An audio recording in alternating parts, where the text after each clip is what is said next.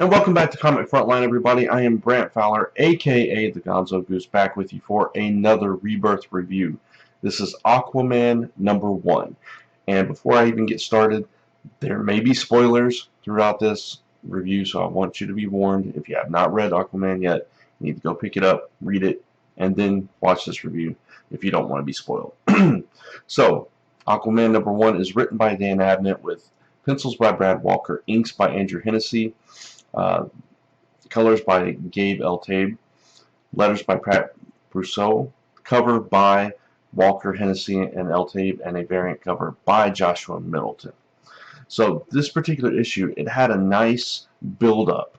It started off kind of slow, kind of reintroducing you to, the main plot of what is going on in Aquaman's world right now, and kind of nicely progresses and into this fantastic climax and cliffhanger.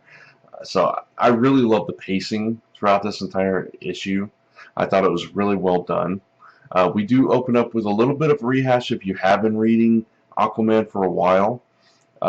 It's still about Arthur, which is Aquaman, trying to unite the surface world and Atlantis, trying to bring them together, bring about peace between the two nations. Or his nation and the rest of the world, rather. So there is a little bit of a rehash there, and him making sure Mara's okay with it. So, but for a #1 issue, that's very good because it kind of introduces new readers to what exactly his goal is and what exactly this book is going to be about, at least for this first arc. So that was really, really nicely done. In this issue, what they're doing is they're opening up the I forget what it's called, Spindrift.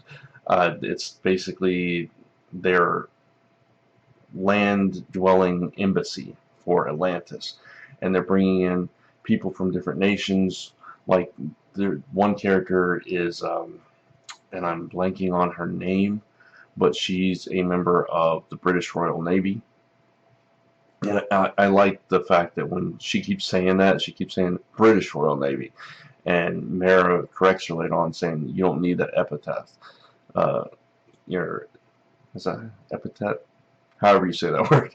You don't need that qualifier, basically, before it, to say it, you are from the Royal Navy. So she was respecting other nations. She's done her due diligence. She's done her research.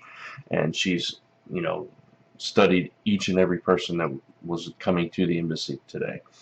And so it's kind of that kind of slow build up. People are coming in and meeting the Atlanteans, and there's some nice characterization of like one of the Atlantean guards as he is having this conversation with her, and then there's a reporter from the U.S. who keeps kind of backhand insulting here and there, and there's a reason for that plays out later on.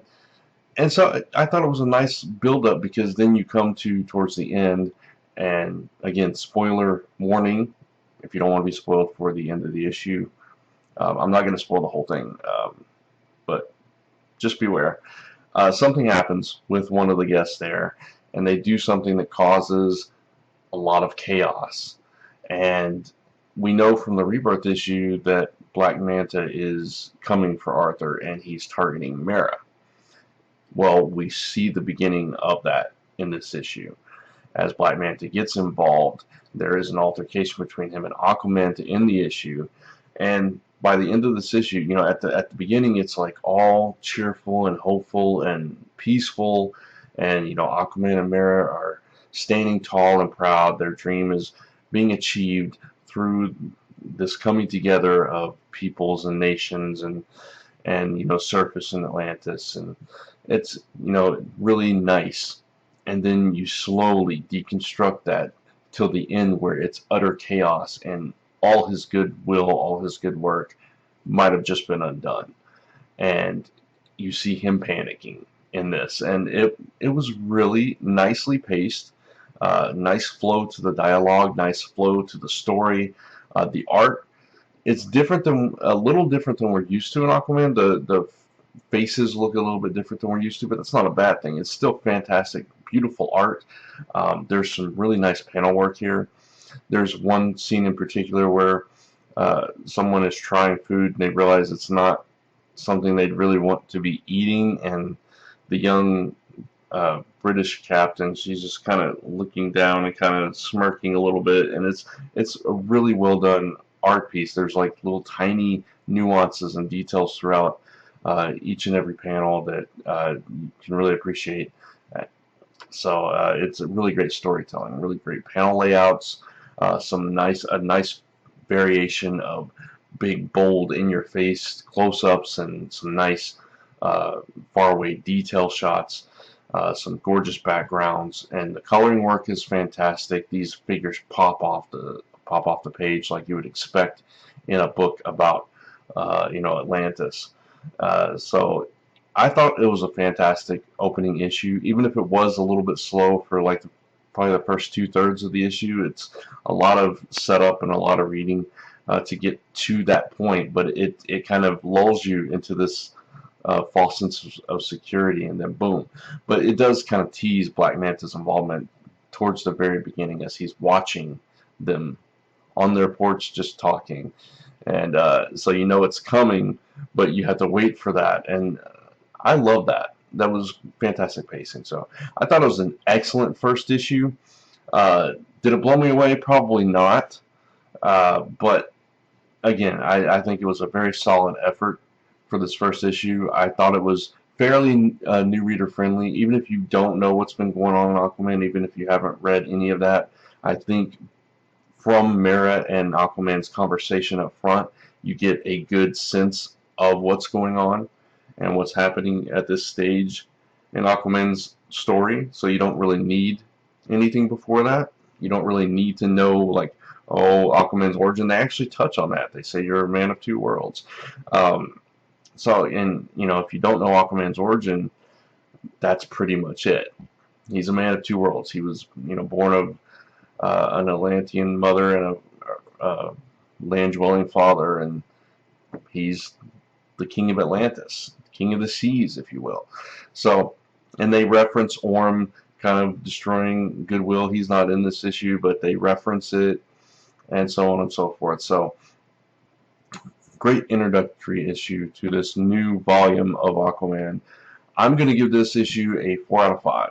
I thought it was really solid, so hope you guys enjoy it. I'd love to know what you think about this issue of Aquaman. If you thought it was new reader friendly, if you liked the art and the pacing and the overall story, I'd love to hear it. Or maybe you're tired of Black Manta. Maybe you want something else to happen. Maybe you're tired of this whole land and Atlantis coming together story plot that's been kind of going since the New 52 started. In a way, I understand that. I like the slow progression of this because these kind of things don't happen overnight, and I think they're telling a very important and very kind of real story with this, and it paints Atlantis as a nation that's not readily accepted, and I think that's it's an interesting way to wrap a political story into a comic book that doesn't make you think about it as if it were a real place. It kind of, that fantasy element kind of sets it apart, but it's still in the back of your mind. You're thinking about this. So I think it's very well done. So 4 out of 5 for Aquaman, #1 from me. So check out all the other Rebirth reviews and all the other content we have on Comic Frontline. As for me, check out that's on that side, Zone4Podcast.com, LastEmberPress.com. We have a new book, The Last Ember, written by yours truly, out. It is available on the website now, so you can go get it in the print edition. The digital edition will come later. And all our other books are up there as well, so go check that out. And tune in next week as the live show returns and we talk about this week's book. So thank you guys for watching. I'll see you in the next video.